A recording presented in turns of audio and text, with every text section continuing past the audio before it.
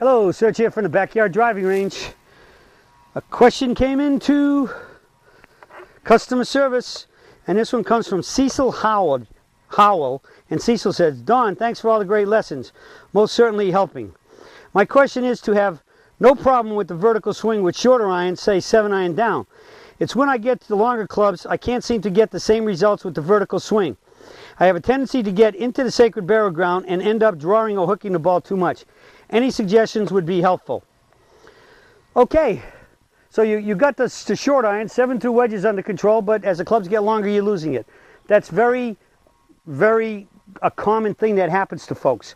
Why is that? Well, let's just start with this picture. All right, let's look at. I'm going to get my sand wedge out. I have my 7-iron in my hand, and I'm going to just go all the way to the driver. And we're going to talk about the lie angle of the golf club. All right, basically the most vertical lie angled club in the bag naturally is your sand wedge because it's the shortest club.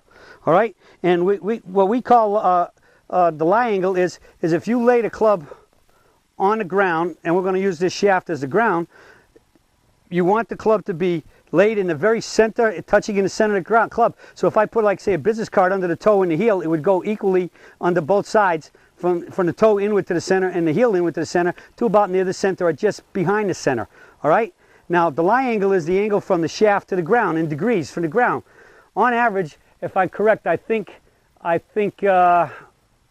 these might be, well, I don't even know what it is. I don't pay attention. Certified fitters will know that. But look at that angle right here.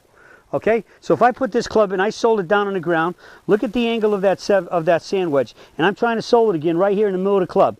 All right? Now, when I sold this 7-iron in the middle, what do you see? It's a tweak flatter. All right? The longer length. Basically, the rule of thumb when you build golf clubs is every half inch longer you make the club, it should go down 1 degree closer to the ground on this angle from the shaft to the ground. Okay? That's the lie angle. So it's to keep the club sold, every half inch needs 1 degree more flat lie angle. All right? And so now when I put my driver down here, all right, you can see that there's the wedge, there's the 7-iron sold flatly, and here's the driver sold flatly.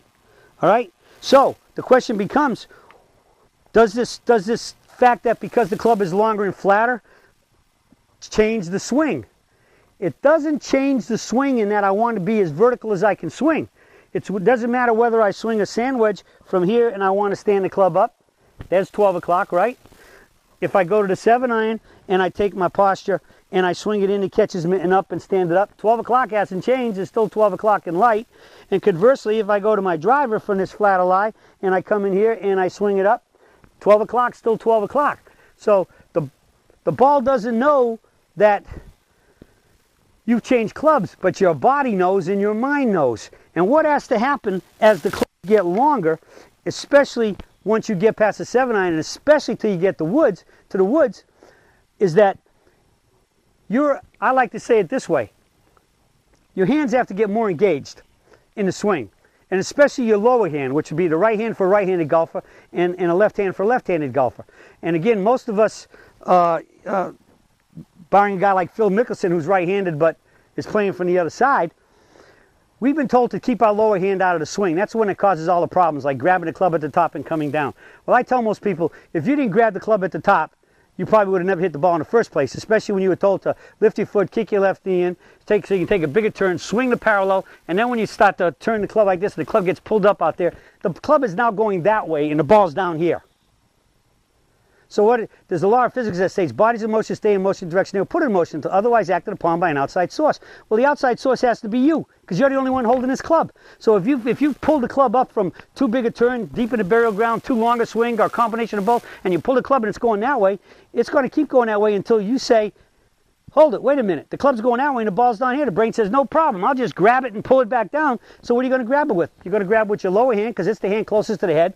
The head is, you get the head moving, that's what's creating the momentum. The whole club and your body's going, but the club head's got the weight. That's where the weight is. It's going to want to keep going that way. I mean, so if you came up here and you let go of a club here, the club's going to go that way. So you have to stop it that way, and you're going to pull it down. So the key is to stop that action. Don't get to a point where your first move is to pull it up and around. Just get to the 3/4. So that sounds simple, and it really is if you do something that you've never been told to do except on this website and by me, and that is engage your lower hand. For me, a right hand. My right hand. I'm right-handed, and they tell you, hold it like a baby, hold both hands like a baby bird, but especially don't do anything with your right hand. That's crazy. This is my dominant hand. I'm more right-handed. I'm more skilled with it. I got better touch. I got better feel. I got better sensation with it. I got better control. I got better muscle tone with it. Everything I can do better with my right hand than I can with my left hand. Especially if it requires preciseness. Well, I want the preciseness of only coming right here and then swinging down to impact. Okay? And so no matter what club I'm hitting, and especially when I get to the longer clubs, but every club, what is the key to the swing for me? When we start in the takeaway, in the catcher's mitt, toe up. So the first thing I'm doing is I've engaged my hands, and when I'm squeezing up with this right hand and even my left hand, when I'm squeezing up, I'm activating the lower muscles of my arms. From the very get-go in the takeaway, I'm lifting the club up, just like as if I want to throw a ball. Heck, if you're just going to shake hands with somebody over there, you don't go like this to shake hands. You're just going to lift your arm up right here from the shoulders. You're just going to go like that and shake hands. Well, that's a takeaway. And then let's say, what would you do if you were like, I see this at golf tournaments all the time. Some guy is up on one of the elevated bleacher type things, and they see somebody walking down there, and the guy in the bleacher bends over, and this guy goes, and they're going to see, he extends his hand. So what are you going to do? You just lift from here. You lift it straight up. But you don't go like that to shake hands with him. You just lift it up natural. You don't overextend, because that tightens the arm up and starts to pull the body with it. All right, but if you can reach them naturally, you're just going to go like this. So we have to lift, and lift comes from lifting from the shoulders. Both arms go up together from the shoulders. And so if you're trying to lift with the left arm, but your right arm's dead weight, that's reducing the ability to lift the club. And the longer the club gets, and the farther it is away from my body, the more I have to make sure that I do make the proper amount of turn, and I'm lifting. You lift the arms from the club, and you can't do that if you try to keep your elbows close to your body or tuck like some people say. I still see that a lot in people tucking.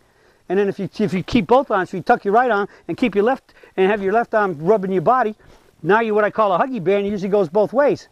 So you have to engage the lifting muscles and engage them to be more active, and engage the lower hand, which for right-handers is the right hand, left-handers would be the left hand. You have to engage both hands, and especially this hand. And once I start turning from here, this club is going to want to stay in motion, just going that way. So once I turn here, this bottom hand, my right arm, is going to, I'm always really firm in the wrist of the forearm, because that's going to stop the turn and stop the club from going that way, and I'm going to engage those lifter muscles right here, the under muscles, and lift it. The club doesn't lift, it's defying gravity. Only you'll make it happen. So yes, you have to concentrate more on it. Okay? It's a lifting game, and conversely, as a longer club comes down, and as the club is flattened out a little bit on the way down, and we have to control that too, because if I don't control it, it can fall way down here. I got no chance. I got to keep it as vertical as I can. And I go through there. Once he reaches the forward catcher's mitt, it's got even more speed, so it's going to want to keep going on that plane that you came in on impact on, but it's supposed to go in the mitt and up the forward tree. This is the hand that's doing it, because so once I hit the ball, when I get there, especially the right hand, my lower hand, and the left are both making the club do what? I don't want it to keep going that way. I want it to go this way to keep the club as close to the target as I can, which in this case is the camera, so I can hit the ball at the camera. So only you can make it go up, because if you don't, it ain't going to go up, because what? Up is against gravity. That's why the downswing is free. That's why we don't need to hit down. Once we get going, we swing up to the finish, and we make it go up, because it will not go up unless you make it. I hope I'm being emphatic about this enough. So you have to engage your hands by having good grip pressure in both of them, equal pressure, relatively firm, and you have to lift up, down. Most people here would be almost hitting, most guys would almost be hitting my golf, that shag bag there. So we just lift it straight up on both sides, and when you do that, and guess what? The tee hit the bullseye. So that means I hit that tee nice and square and went straight forward. And the ball and the bulls, they both went to the same place in the bullseye. And you can see it hit up there and bounced it all the way back, right out to here, straight back. So I guess what goes straight forward will come straight back if it hits a wall, huh? So again, the key is only you can lift the club. Only you can do it, but you have to do it. It's all about in the mitt and lift the club up the tree. And then in the forward mitt and lift it up the tree. And you better engage your arms and hands, and especially your lower hand. You've got to engage them, and most people have told you, don't do it, that's bad. That's absolutely backwards. It doesn't happen unless you make it happen. Okay? Well, let's get vertical. Longer clubs need to work. You have to put more energy, more effort, mentally and physically, to keep it vertical in the backswing, lift it vertical, and swing it vertical in the forward swing. In my mind, no matter what club I'm swinging, I always feel like I go straight back, straight up, straight down, straight out, and straight up. In my mind, I feel like I'm swinging like a Ferris wheel. I know I'm not, but that's how vertical I think I am. So again, concentrate and think vertical, and you'll be a lot better at being vertical. And when you're vertical, you hit it more solid straight and shoot those low scores. That's it from the Search for today, and I'll be talking to y'all again soon.